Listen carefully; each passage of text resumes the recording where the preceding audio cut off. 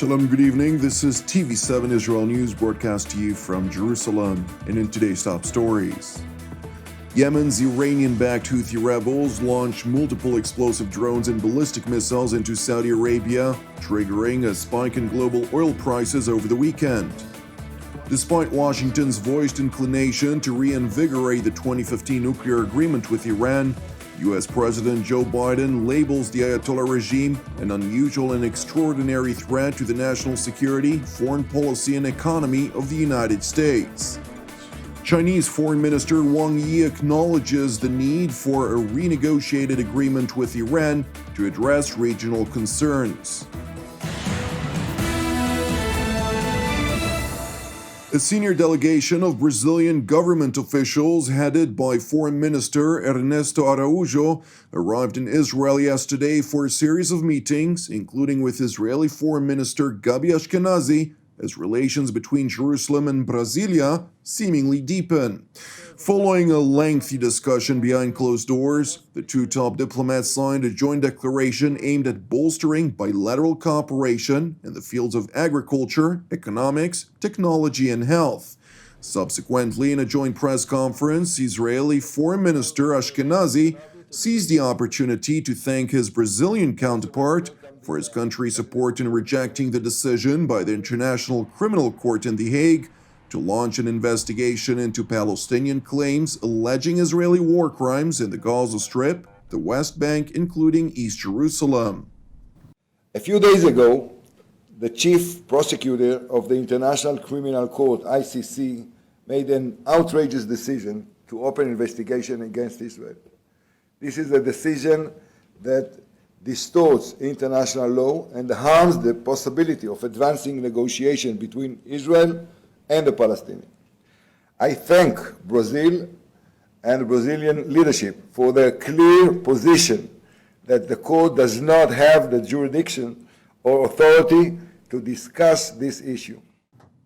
Minister Ashkenazi further mentioned the historic Abraham Accords, which brought about the normalization of relations between Jerusalem and 5 Arab capitals, a development which constitutes a real paradigm shift for the region that should be capitalized upon to further widen the circle of peace. In the last few months, we have made history in the Middle East. The Abraham Accord and the signing of peace normalization agreements between Israel and the United Arab Emirates, Bahrain, Morocco, and Sudan are changing the reality in the entire region. It's really a paradigm shift. We are facing historic opportunity to change the face of the Middle East. Israel will continue to strive for peace and regional stability.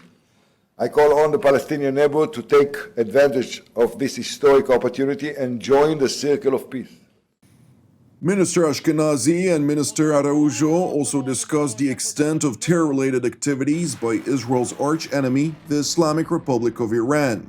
While Tehran's malign activities in the region are evident, Jerusalem's top diplomat emphasized that its destructive tentacles, by means of its proxies, extend well beyond this volatile region. We spoke about Iran and Hezbollah, who challenge regional stability and pose a threat to stability and peace in the Middle East, and I believe not only in the Middle East.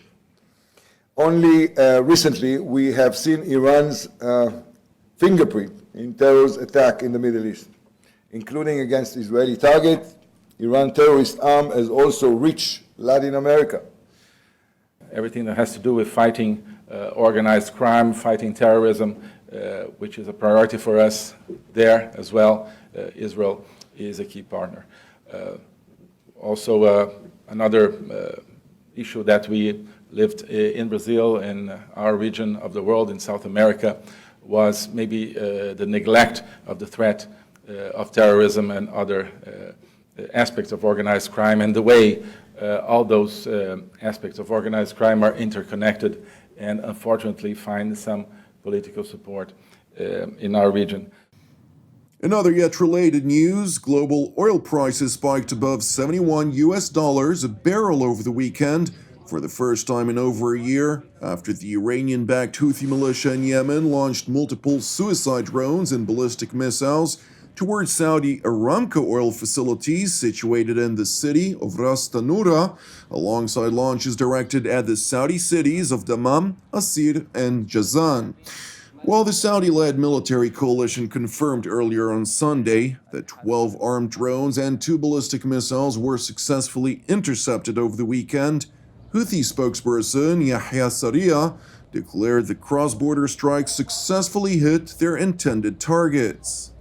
تمكنت القوة الصاروخية وسلاح الجو المسير من تنفيذ عملية هجومية واسعة ومشتركة في العمق السعودي ب14 طائرة مسيرة و8 صواريخ باليستية، منها 10 طائرات مسيرة نوع صمات 3 وصاروخ ذو الفقار استهدفت شركة أرامكو في ميناء راس التنورة وأهدافا عسكرية أخرى بمنطقة الدمام، فيما تم استهداف مواقع عسكرية أخرى في مناطق عسيرة وجيزان ب4 طائرات مسيرة نوع قاصف توكي و7 صواريخ نوع بدر، وكانت الإصابة دقيقة بفضل الله. The Saudi-led coalition released a statement in which it stressed that attacks against civilians and civilian objects in the kingdom are a red line.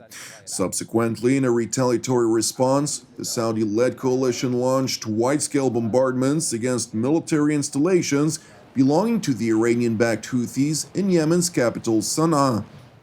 Meanwhile, despite the voiced intention by the United States to return into compliance with the Joint Comprehensive Plan of Action, or JCPOA, once the Islamic Republic returns into compliance first, U.S. President Joe Biden does not intend to capitulate to voiced Iranian rhetoric, which aims to instigate Washington's abandonment of crippling sanctions on the Ayatollah regime in exchange for any diplomatic overture. In a letter sent on Friday to the Speaker of the House and President of the Senate respectively, President Biden determined, quote, "The actions and policies of the government of Iran continue to pose an unusual and extraordinary threat to the national security, foreign policy, and economy of the United States. Therefore, the American leader determined that it is necessary to continue preserve the national emergency declared in Executive Order 12957 with respect to Iran and to maintain and enforce comprehensive sanctions against Iran to respond to this threat." In tandem, a pair of U.S. Air Force B-52H Star Fortresses bombers, which are capable of launching nuclear payloads, conducted a multinational patrol mission across the Middle East, which, according to the official statement by the U.S. Central Command, aimed to deter aggression and reassure partners and allies of the U.S. military's commitment to security in the region. The statement further acknowledged that during the mission, multiple partner nations and U.S. Air Force fighter aircraft accompanied the U.S. bombers at different points during the flight, including Israel, Saudi Arabia, and Qatar. And while the IDF spokesperson's unit underscored in its own statement that the flight is part of the joint strategic cooperation with U.S. forces, which is pivotal in maintaining the security of Israeli and Middle Eastern skies, a senior Israeli defense official confirmed to TV7 that the mission intended to send a clear message to the leadership of the Islamic Republic of Iran. Turning to Beijing, where Chinese Minister of Foreign Affairs Wang Yi urged the United States to demonstrate its sincerity vis-à-vis the 2015 nuclear deal with the Islamic Republic by abandoning its sanctions regime that had consequently triggered legal punitive measures against Chinese and Russian companies doing business with Iran.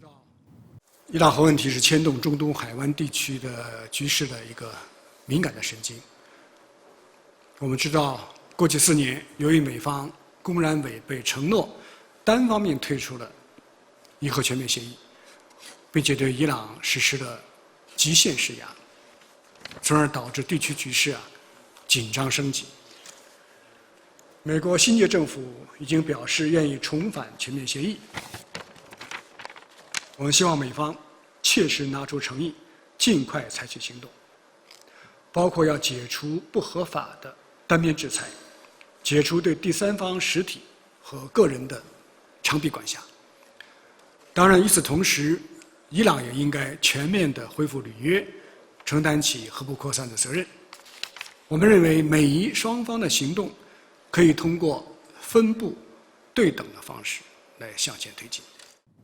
The Chinese top diplomat went on to acknowledge the need to renegotiate a deal with Iran that would include its malign behavior across the Middle East and Gulf region. 当然，全面协议不可能解决中东海湾地区的所有问题。对于伊朗核问题以外的其他的地区安全问题，我们倡议在维护全面协议的前提下，搭建起一个海湾地区的多边对话平台。各方可以利用这个平台，通过集体协商来管控矛盾分歧，缓和紧张局势，共同维护地区的和平与稳定。Thank you for watching us. As part of TV7 Israel's prayer initiative, I would like to encourage you today to join myself and the team here in Jerusalem to lift up Brazil once again in prayer for its salvation and peace, alongside prayers for our persecuted brothers and sisters around the world, in addition to our ongoing prayers, of course, for the peace of Jerusalem, the salvation of Israel, for all those who are impacted by the corona contagion and its numerous ramifications worldwide. I'm Jonathan Hassan, wishing you a Shavua Tov u'Mevorach, and we will see you again tomorrow at the same time.